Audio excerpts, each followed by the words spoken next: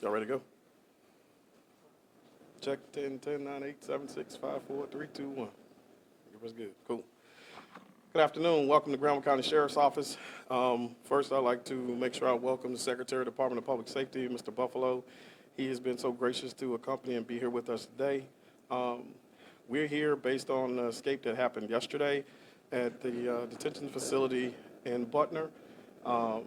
We'd like to say we thank the citizens for their outreach and outpouring. We'd like to thank the Department of Public Safety, my deputies at Granville County Sheriff's Office, North Carolina State Highway Patrol, Department of Corrections, Butner Public Safety, Vance County Sheriff's Office, Henderson PD, Durham PD, and State Capitol Police.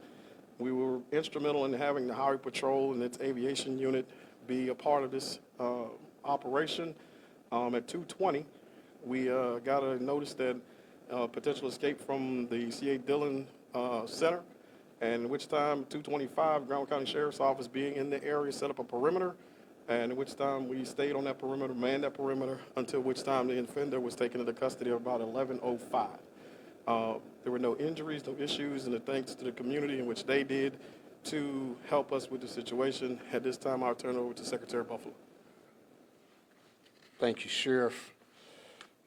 Thank you all for being here today. I want to introduce Deputy Secretary Lassiter, who is our Division of Department of Juvenile Justice and Delinquency Prevention of the North Carolina Department of Public Safety.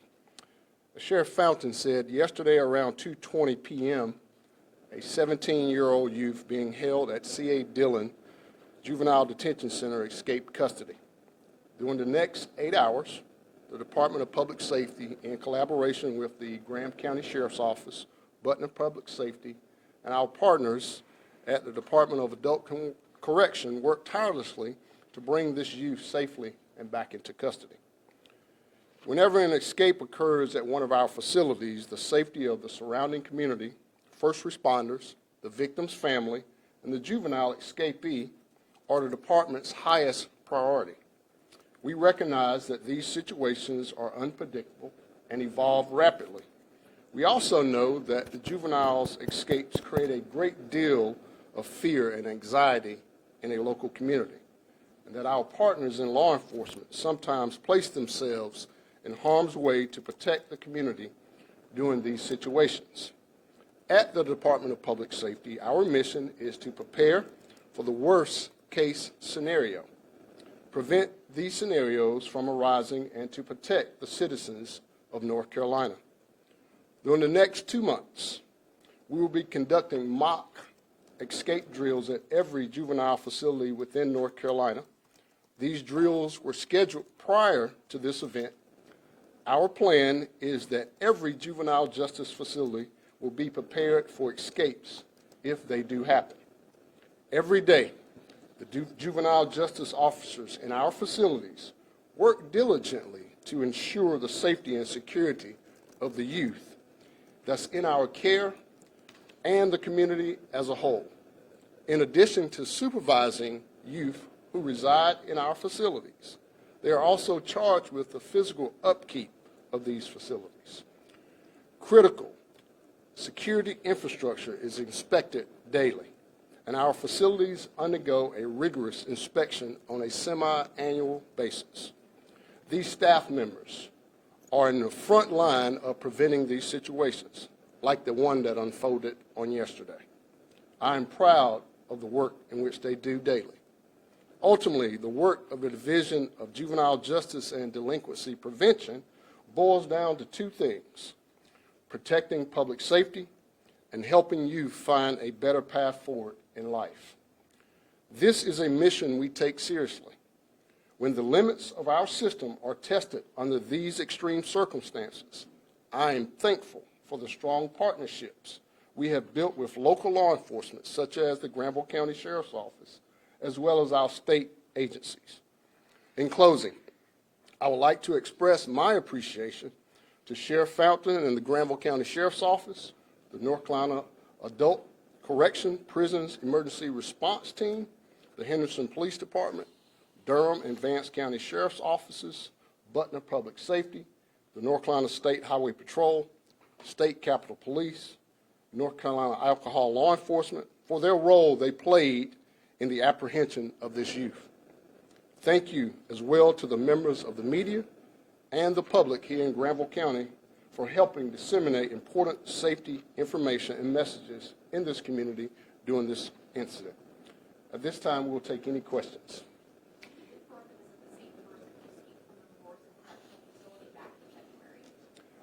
That's something that's part of this investigation. I will have to confirm that. I do know that there are some inquiries about that, so I'm waiting for a confirmation. How did he escape from the facility? That's also part of this investigation, leading into an internal comprehensive investigation that we started today into this, and at this point, I can't answer that question.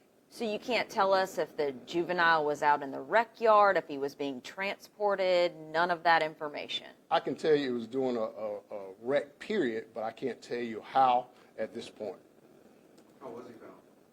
He was found by the prison emergency response team. That they received the call and they responded to that particular area and apprehended the youth. Was that a call from another law enforcement agency or a witness of sorts? I will yield that to Sheriff Fountain and he can explain that.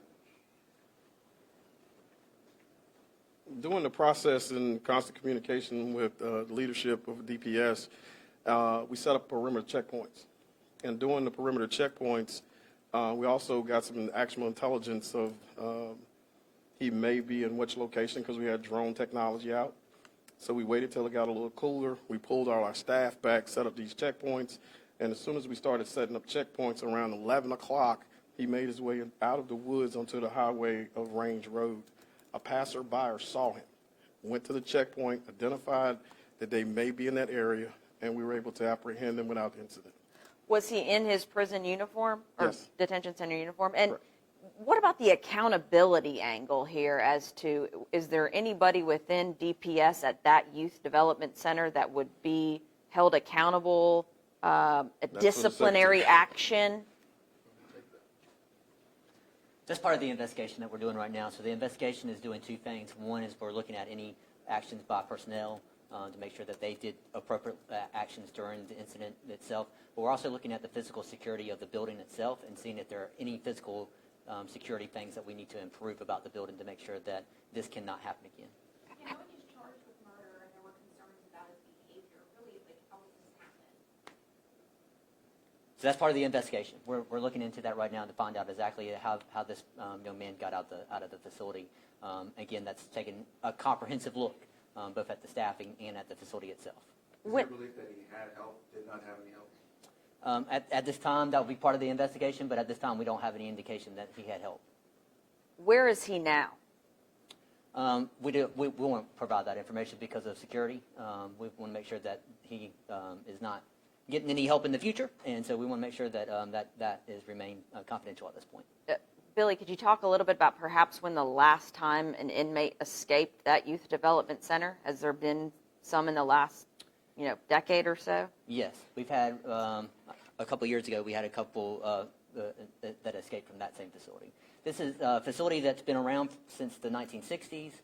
It closed in 2010. In that time period, it reopened 2 years ago because, as you all know, we've had an increased need for capacity across the state of North Carolina for additional beds.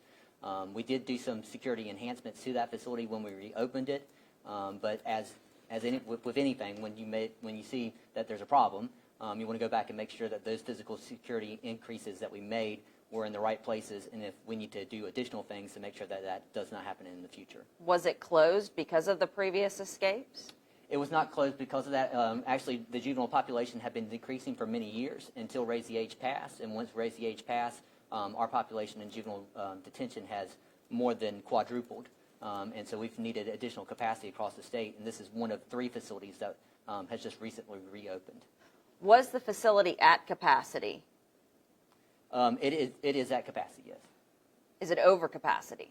Last night, I'll have to get the exact number for you. I don't know off the top of my head, but it was. If it wasn't, it was right at it. Can you please speak more about these escape drills that you have planned? Yeah. So with the escape drills, what we do is we have we actually call them up and say an escape has just occurred, and then they have to mock the situation with us. So it's an opportunity for them to try out and make sure that they understand all the protocols. Just like I was having a conversation with the sheriff before we walked in here, there are lessons learned from this, just like there's going to be any lessons learned from any type of crisis situation that you have. And so when we do these drills, it's an opportunity for them to work with the partners in the local community, the stakeholders in the local community, work with our comms office to make sure we're getting the messaging out as quickly as possible, make sure that they're taking the appropriate steps to set up the perimeter and do the searches that they need to do during those escapes. And so this is something that we routinely do on an annual basis, but we are in the next 2 weeks. We're scheduled. It just happened that this incident occurred right when that process was about to start. Have you immediately learned anything within the past 24 hours about what can be done differently at that facility? I think that we're definitely seeing some things with physical security that we can do differently already, but all of those will be part of the investigation as we move forward to make sure that as we've gotten older youth that have come in because they've raised the age, we know that they're physically stronger and more capable of doing things that our younger youth were not able to do in the past. And so we've already noticed some physical security things that we may be able to put in place at that particular facility to eliminate this type of problem from happening again. And so, Deputy Lassiter, given the fact that you are overseeing, you're the head of juvenile justice, you're unwilling or unable to talk about that this murder suspect had also escaped a different juvenile detention facility. So when we house a juvenile in our juvenile justice facilities, their records are confidential.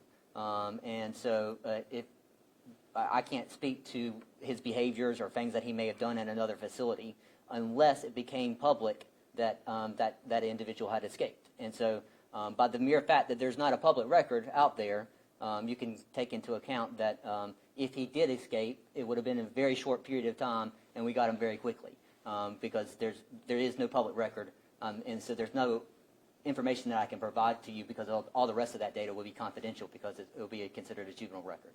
It was reported by, It was reported by law enforcement. Okay. What I'm saying is, if there was a public record that I could give you, that we did a media advisory or something that was released that showed that this kid had been escaped, then I would be able to provide that to you.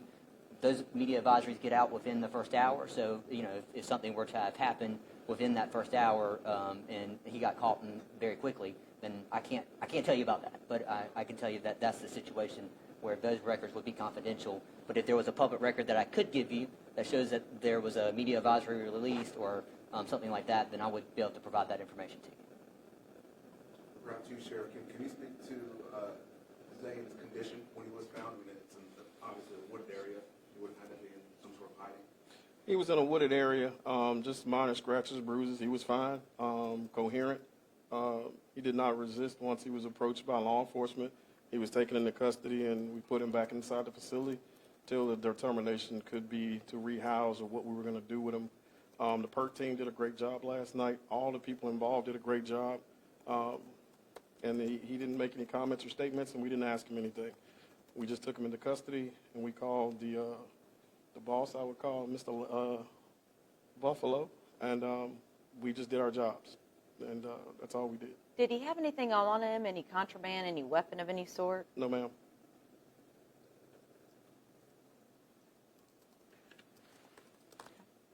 We've got time for like one or two more questions. The secretary has a big, busy schedule. So anybody else got anything? Names and correct spellings of names. Fountain, Fountain, Robert. William Lassiter, William, Lassiter, Lassiter, and I'm the Deputy Secretary for the Department of Public Safety over Juvenile Justice.